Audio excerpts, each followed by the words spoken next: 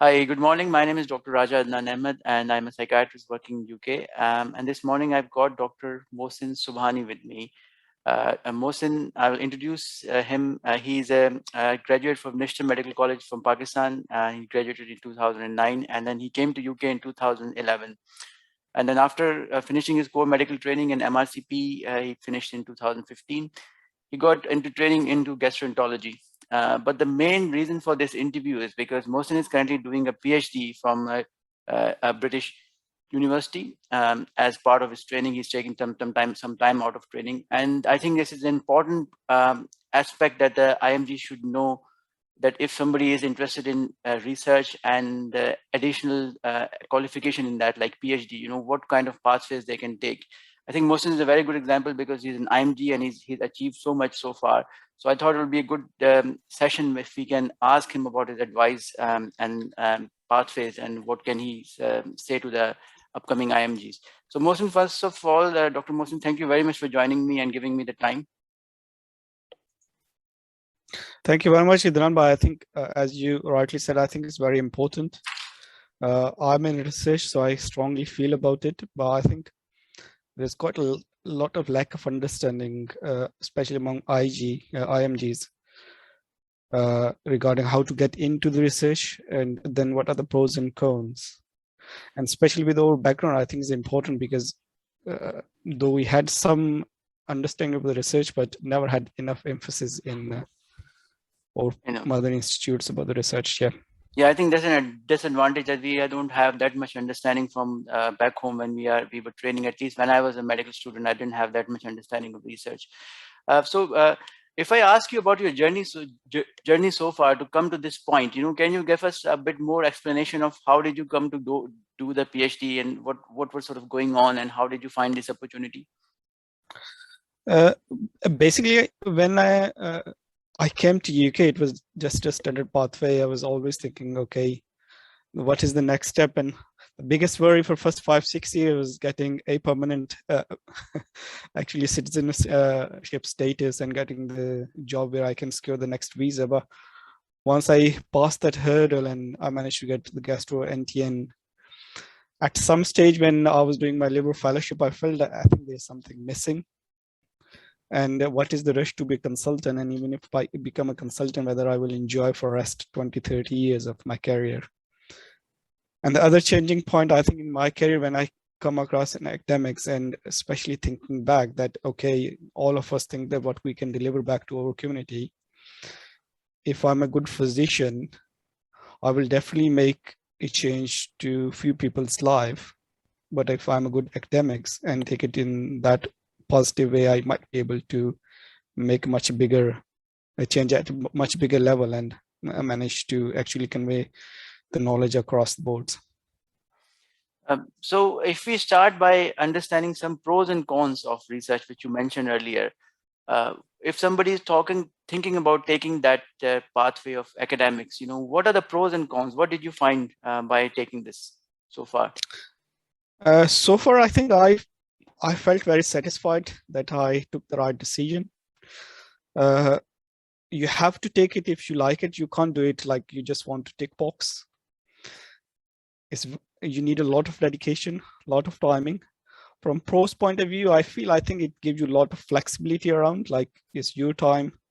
If you got any other impending things, you can like much more flexibility in taking the leave around, going around, changing. You can work whenever you want and sort of things. And other important thing which I coming across other academics and contributing your own intellectual property to it, and then making a difference to everyday practice. Like some of the research work I have done related to liver disease is seeing that how it's been implemented into policy making and how it can make change in that context, and especially when you publish it and people read about it. So sort of the one biggest feel as a researcher you get is that whatever you're contributing it to is there is productivity associated to it, and you're giving new ideas to there and you're learning at the same time. The biggest cons, I think, is just first that you're adding additional time to your training. So like I would have been CCT last year, but I have added 3 more years to it. And especially if you want to follow an academic route in UK, is much more prolonged. So even after doing PhD, then you have to go to clinical lectureship, which actually develops your the remaining training time. So it can significantly increase your training time. Definitely, there's some financial consequences as well. Like you will stay at a registrar or ST level for a certain time, and after an upper limit, you can't progress anymore from your bending point of view. But saying that, you can do some extra locums to supplement that or some extra work. I think another important thing as in academics, if somebody especially want to join it, is to consider is that element of imposter syndrome. So you always self-doubt. You always think that you have not done enough. Is like procrastinating is inevitable. In the clinical side, when I was doing a clinical job, I felt that at the end of the day, you felt that, okay, you have done what you were supposed to do that day. You feel you have achieved something. In academics, it's never happened. Every day you go out, you're mentally occupied. You feel that whatever you're doing is not enough, or it's not enough quality, or you're lacking and all that. So it's always questioning yourself. So I would say if somebody want to consider to be in academics, is satisfying, it's really good, but do think carefully about it. Thank you very much for the insight. The other thing I was going to ask you, so in your pathway, you were doing an ST training in gastroenterology, and ST training was you were already at that point, and then you found this fellowship, or what do you call it? How did you find this PhD? So in the UK, actually, you can say roughly there are two routes. One, you go to NIHR. So NIHR, when you applying for a training number in either specialty, they're academic clinical fellows. These guys ACLF. So there are about 250 ACLFs across, I think in England, which you can apply. And then if you go on to ACLF route, then you progress as an academic within that specialty. And then after you have done your PhD and all that, then they have another route, which is called academic clinical lecturer, ACL. So then you apply for that. And there is about 100 ACL across the UK. So that is the standard pathway. The non-standard pathway is that, like myself, I was not an ACLF, or I was not an academic to start with, is looking for clinical research fellow jobs, meeting the right people. So at the moment when I think the things happened to me and that I want to go into the research, luckily I managed to find the people which were helpful. So I actually met Prof. Steve Ryder, who's my current supervisor in one of the Basel, that is British Association of Liver Disease annual meeting. And I approached him, I'm interested in doing research and specifically leading to a higher degree, can you help? And luckily at that point, they had a post in Nottingham. So he then emailed me, if you're interested, just apply for it and then we'll take it from there. So these jobs often advertised on NHS jobs, either the junior research clinical fellows or senior research clinical fellow. That depends upon which seniority or which level of training you are. So if you're interested in research, look out for them and apply for them. So that's the non-standard pathway. And one of the important questions people will ask is that, are you actually getting paid for it? Because our concept of academics is, if I'm doing PhD or MSc, then I am the one paying and attending the course. So are you actually getting paid, and how are you managing your finances around this? So that's the really good thing about UK. If you manage to secure a job through NIHR as an ACLF, then it's all funded by NIHR. If you go through non-standard pathway and apply for clinical research fellow jobs, it's then paid by the local hospital. So in my case, all my pay, which I would get as a gastroenterology registrar, is actually paid by the hospital or local trust to the funding they have received for the part of research I'm doing. On the top of that, I'm actually part of out of our gastroenterology rota as well, so I'm getting supplementation. So in context of my earning, there was not much of an impact at my level. So there was a slight delay in me being a consultant, whether I feel there is a rush or not. But otherwise, I think that's the good thing about UK. So if anyone wants to come to academic sites, they are often, I would say 90% are paid opportunities. So you are obviously, this is a good thing that if you're doing on calls as well, then you're keeping your clinical skills up to date as well, as alongside doing academic work.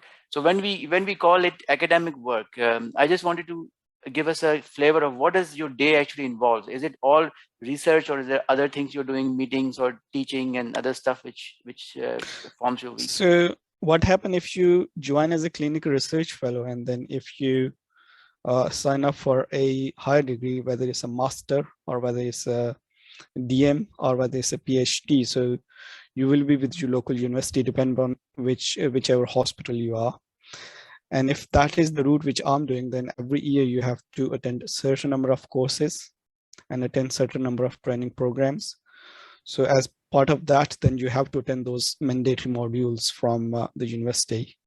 Before pandemic, they were all face-to-face, which I really enjoyed. So you go and feel like a student again in the university and attend those modules. Now, often they're virtual, but quite handy. And the core modules around like what is the research design, what is like quantitative research, what is qualitative research, what is research methodology, the most importantly, modules around statistics. So all these core training, so you have to do them as a part of training. And other than attending those, have they given you anything else to do, to teach, or in the university or college, the medical college? So there are a lot of resources available, so both face-to-face and online. It's a bit of like a mature student approach, so they leave it up to you which one you want to choose. There are plenty of choices that's based on your personal need, and as per your discussion with your supervisor, then you decide, okay, this is the area where I need to focus on and want to improve, and then you kind of look into that. Like as basic as I have attended few modules on how to use Microsoft Word, Microsoft Excel, which I found was very helpful, because then you learn the advanced features in those things. To the more advanced modules, like I attended a 6-week module on statistics and epidemiology, using few statistics software and sort of thing. So it's flexible in that context. And if a junior doctor or IMG is listening to you and thinking about going in academics, what should they be doing to make themselves attractive for this particular opportunity if it ever arises? Is there anything they should be doing now or thinking about it? If I go back and I think if I can change, I think if somebody's interested in doing research, I think that's one important thing that they have realized, that then to look for local opportunities, get involved with the people who are active in research, especially any seniors registrar. Like myself, I think my first interaction with research was a consultant ENT specialist, if he's listening, Dr. Shakil Ahmed, he's down working in Muhammad Shakil, sorry, in Aberdeen Hospital, and he's like excellent in research. So my interaction with him was actually my first stepping stone. I was foundation trainee, where I realized that even in everyday medicine, even if you're working at junior level, you can still do things. So I think is approaching the right people and then making the effort to do things. There's usually local courses available in each hospital research department. People can attend them. So it's trying to involve as much as you can. So is there a certain element of CV you should be building already to, if you are approaching, if you are planning to go into academics in the future? So you are saying that they should be already, whichever level they're working in as a junior level, they should start looking for research opportunities and opportunities to teach. Is that what you meant? Yeah, no, exactly. I mean, from my personal example, I would say never underestimate you. Never think that if you've been a first author and maybe in 10 publications, then that's the only reason you will stand a chance for academics. When I joined my PhD, I had no first author publication. I had 1 or 2 second author publications and had some couple of international presentations. So never think that you're not suitable for that job, because these jobs are actually to teach you, and people do understand that you never had enough dedicated time to do the research. So that's why it's important, if you come across that you want to do the research is to go and meet the people who are actually running the research there, exploring what opportunities they have and asking them, because then people will know that you're actually keen and interested to do it. And that's the ladder to get into. So I would say whatever level they are, the first thing is to start making an effort and trying to understand how the local research network is and where the opportunities are. And then if they come across with an opportunity, in my case, there was an opportunity in Nottingham, go and speak to the people, because you often will find they're very helpful. And I think that's one important thing as an IMG, which I learned over the years. We kind of shy in going and asking people, approaching them. And honestly, that's the best experience I ever had. I approached so many consultants and professors. All of them actually were, I mean, you have exceptional examples, but all of them been very helpful in providing very practical advice. Okay. So thank you for all your advice and the tips you have given. Is there anything else you want to add? Anything else you think the IMGs should know about if they're thinking of the academic route? I think the basic thing is just one thing is that if you want to do academics, you have to be dedicated. You have to think twice about it, because there are a few things which we discussed before associated with it. It's not getting your name on few publications, it's more about understanding what research is. And whatever level you are, even if you're not planning to come into academics, I feel it's really important for everybody to understand what research is and how it works, because simply that's everyday medicine. All of us have to apply some evidence medicine somewhere. So you should know what is good quality, bad quality, and how actually critically appraise any study or any research you're trying to implement into day-to-day practice. So yeah, I think it is important. If somebody then specifically make a decision to pursue a higher degree, and then in that case, I think looking into the local and national opportunities, looking into what's the jobs available, going to conference, meeting up people is really important. I think you mentioned about a lot of very good points. So meeting people and being open with them and approaching them, that's very important. As you said, as IMGs, we don't actually do those things. We automatically assume that these things are not for us, or maybe just for the local graduates, and we sort of stay back. Going to conferences, meeting people is also very important, because you will find all the top academics will come to the top conferences, and again, seeing them doing their job there, and also approaching them there.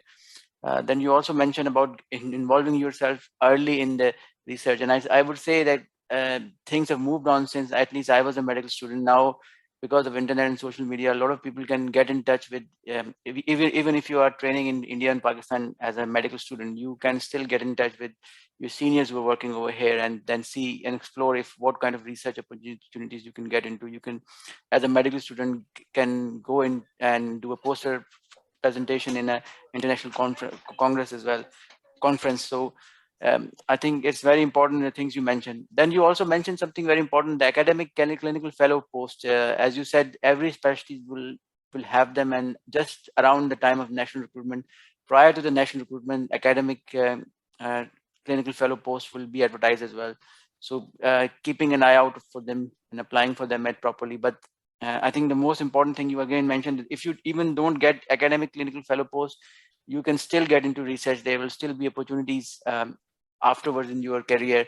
Like you said, when you are at ST20 level, that you can actually still get paid job, and where you can sort of still be paid by the trust and hospital, and be doing research work for the university and higher qualification. I think that were all very important points. So thank you for sharing all of this information. No, that's great. I think it's a good opportunity, and as we both part of the bigger IMG network as well, so I'm happy to take any question. I think other thing that I've learned, especially last couple of years in pandemic hit into, is networking, which you were mentioning, social media. So it's again, it's called, you can say, is a positive research network or something. So if you have few people in that network who are research active, then passively you will learn something. if your motive is to publish some paper, you can easily achieve it. We actually did a couple paper with Dr. Tihami. He's quite active in that context. So there are a few people around, even in, what I have seen, there are more people in academics from Indian continent, the few from Pakistan as well. But when you come to that level, there is no difference. So whoever you find, just go to them, and all of them are equally helpful. So thank you for joining me and giving all this helpful insight. No worries.